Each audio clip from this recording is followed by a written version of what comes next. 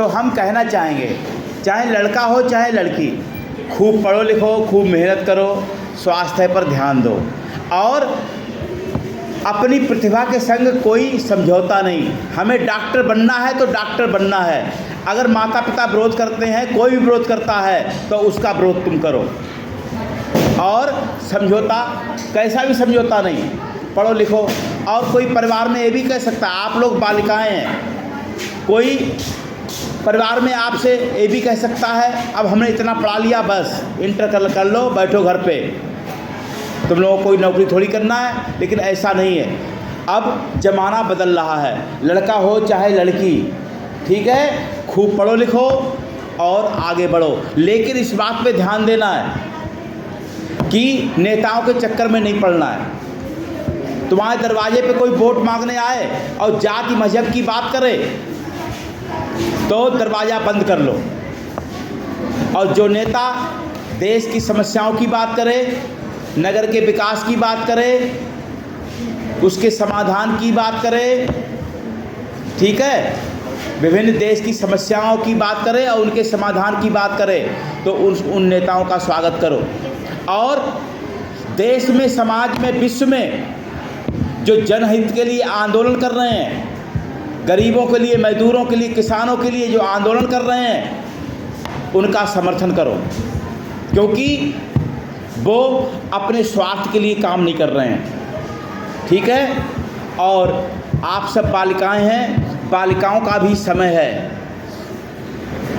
और अपना जो देश है, अपने देश में जो हमारी जो कल्चर है, उसमें एक कहा जाता है कि देवी शक्ति का रूप है, देवी मातृ शक्ति है, वो चाहे तो सब कुछ कर सकती है। और कोई भी केवल पुरुष ही नहीं, बालिकाओं के सामने, स्त्री जात के सामने आधी समस्या क्या आती है? आधी समस्या यही है, आधा संघर्ष यही है कि आप लोग स्त्री हैं, आप लोग बालिकाएं हैं। लेकिन जितना पुरुष को छूट मिलती है, जितना समाज में पुरुषों को छूट मिलती है, उतना अगर बालिकाओं को छूट मिले तो बालिकाएं बहुत आगे बढ़ सकती हैं। इसीलिए प्रतिभा से कोई समझौता नहीं। हमें डॉक्टर बनना है तो डॉक्टर बनना है, हमें इंजीनियर बनना है तो इंजीनियर बनना है। संघर्ष करो। और एक बालिका का ड्रामा है, उसके पिताजी ने मना कर दिया तो अपनी नौकरी करके, प्राइवेट मास्टरी करके, तब वो आगे बढ़ रही है, पैसा कमा रही है, पढ़ाई कर रही है। लेकिन हर हालत में तरक्की करो।